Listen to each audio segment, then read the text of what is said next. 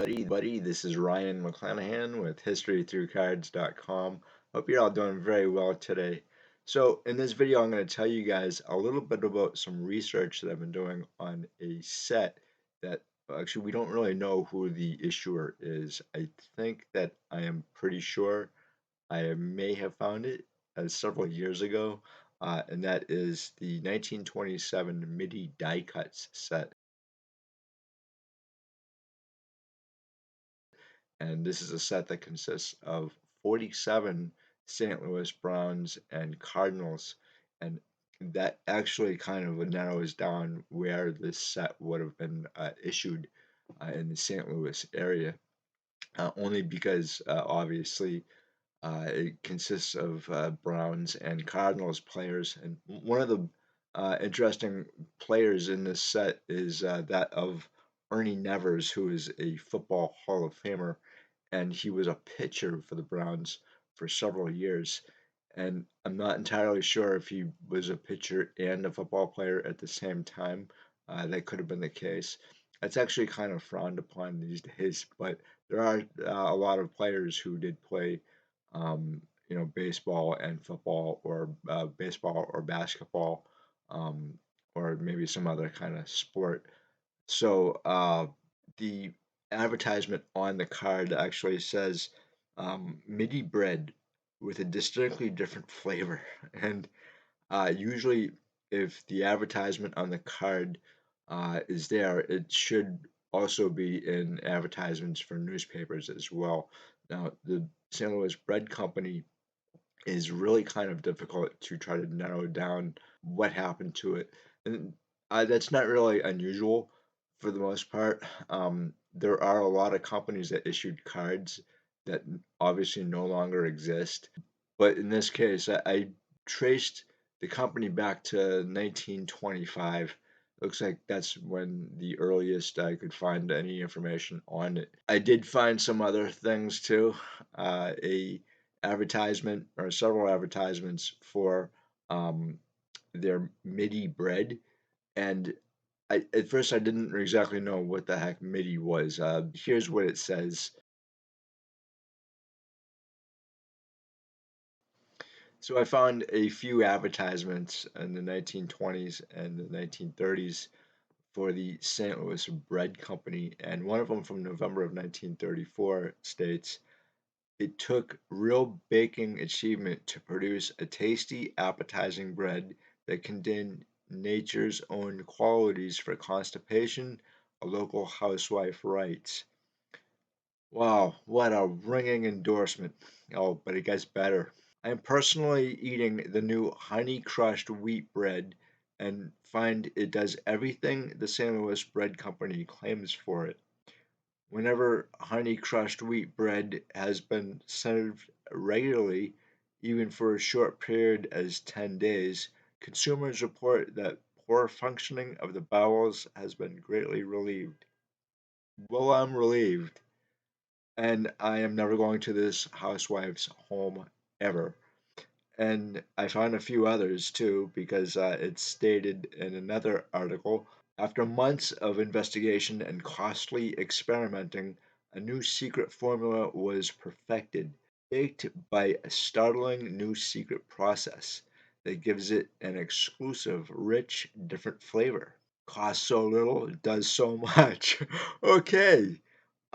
That's a ringing endorsement. Let me tell you, man, I am never ever eating this bread, and this is probably one of the reasons why I couldn't find a whole lot about the company to begin with. It was actually at one point on 1206 North Kings Highway Boulevard in St. Louis. The set actually, I couldn't find really anything per se about this company, so.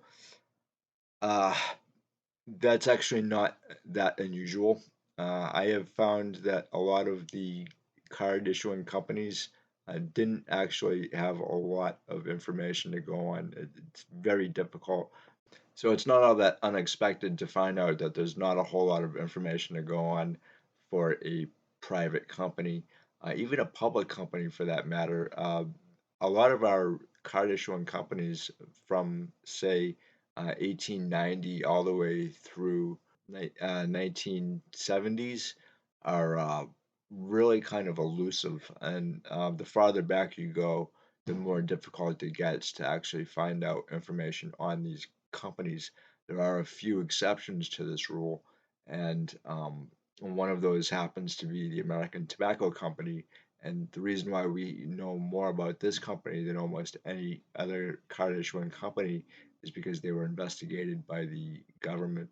And in ATC's case, or American Tobacco Company, there was a report which is right here, and it is entitled Report of the Commissioner on Corporations on the Tobacco Industry. This is part two from 1911, and that's the year that the company was broken up. The company still exists, it's just greatly reduced.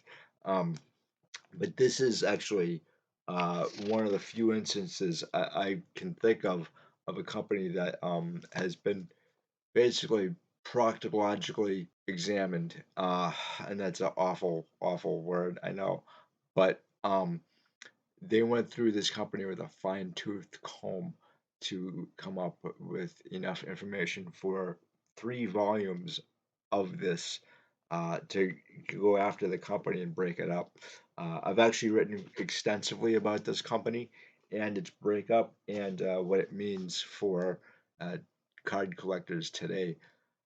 There was a monopoly on the bread industry, and I believe it was broken up in 1926. And this would actually be the year after. And I don't see that the St. Louis Bread Company, if that is in fact the card issuing company for these uh, cards, um, if that is the case, we would probably see a lot of information on this and maybe try to connect the dots here to the die cuts. However, we don't have a whole lot of information, and I don't really think that there's a lot of collectors alive now that would remember this particular set being issued because they would be 100 years old or older, and you know even memories kind of fade, even when you're in your 30s or 40s. Your memory is kind of a precarious thing. I don't know of any research that was done by our hobby pioneers on this set either, from maybe the 1940s, 50s, or even 60s. Uh, we don't really know anything about this set other than the fact that it is a St. Louis um, issued company just because it only features St. Louis ball players. And the Browns are really kind of an interesting team. They lost the 1922 American League pennant by 1 game to the New York Yankees, and that must have been a real heartbreaker. I can't even imagine.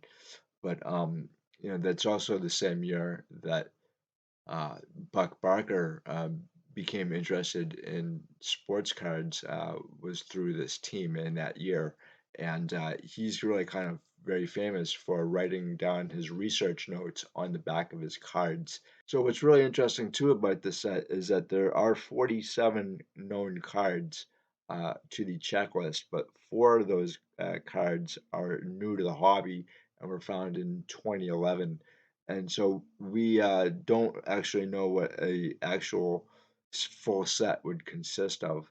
There could be more cards, we just don't know. And again, this is actually not unusual either. And the fact is that we're always kind of finding new uh, sports cards or new sets that kind of appear even after maybe 100 to 150 years after they were first issued. What tends to happen, I think, is that information is not really written down and passed to different or other generations. I can see 20, 30, maybe even 50 or 60 years from now that there could be some problems with the modern cards today where a lot of information, like say information on pack odds, are not printed. So it's going to take another generation to try to figure out what is rare and what isn't, or even all the card sets today.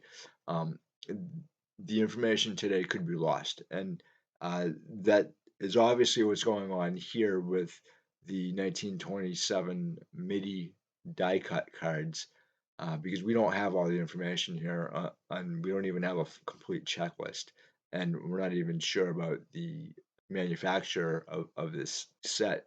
I'm stating that it's the St. Louis Bread Company. I could be wrong, and um, I'm willing to admit that, yeah, okay, I'm wrong, but for right now, this is probably the best that we can come up with. I would love to have somebody actually connect the dots directly to this, maybe through an advertisement or something like that. But we haven't found any advertisements. And in the case of the 1933 D Long set, we have very little to go on for that set. There's no advertisements. There's no product associated with the D Long set. We know it's a gum company, and we just don't know what kind of products that they issued because there isn't anything out there. The only thing we have is a series of stocks for the company, and we actually know where the company was situated, um, but the company no longer exists. The entire area in which the company was situated really no longer exists as it did in 1933, 1934. There are companies out there that issued sports cards that we know virtually nothing about, because nothing exists, and trying to find information on them is virtually impossible. Another company that I actually wrote about was the 1926 Spalding Champions set, and I found a piece of paper that actually had the company's owner's name on it, and from there I was able to retrace the company and its owner. And unfortunately, the owner was killed in a plane crash in 1935. But the company itself actually went bankrupt in about 1926, 1927, and usually with that information just disappears over time. So the other thing too, I think was kind of interesting doing a lot of research on the companies themselves that issued sports cards. Time erases everything, and if you don't have generations to transcribe this stuff or write it down or anything like that, it's not going to get to other generations. What I find really interesting is that there are sets and cards that are new to the hobby today, but may have been printed 100 or 150 years ago, and we're always finding new stuff every year, it seems.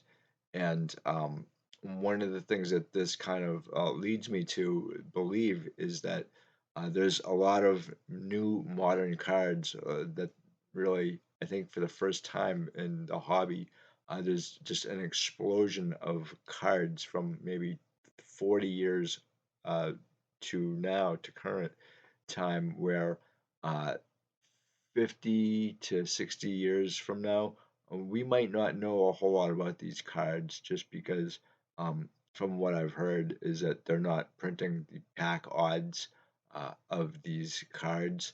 And there's a lot of one copies or examples now, and a lot of, I think, confusion going forward, where you have um, an example, I think, is probably the best example that I'm aware of, is what Jefferson Burdick had mentioned back in the 1930s and 40s, where he was studying and trying to put together a checklist for the 1909 T206, where he didn't know where if he had a complete set or not, and he had his buddies help him out here. And Burdick would have been like 10 or 11 years old when the T206 was first issued, and so he started collecting these cards again, maybe 25 years later, um, and so it took like maybe 4 or 5 years to try to come up with a complete checklist for a lot of these tobacco cards. And these guys didn't really know a whole lot about the set to begin with. And the T206 is a prime example of um, the fact that it is probably the most researched set that I can think of in the hobby, and we still don't know everything about the set. We don't even have a complete sheet to go on. If there was actually a complete sheet of T206, it probably would be worth more than a T206 Honus Wagner, and it certainly would expel a lot of myths surrounding the set and how it was printed. Unfortunately, we don't even have a lot of the artwork for any of these tobacco cards, and original artwork is exceedingly rare. Going forward, maybe 20, 50, or 60 years down the line, we may be in the same boat with cards of today. I don't think any way that anyone today is going to know everything there is to know about the way these cards are printed, and then B, how many cards are out there.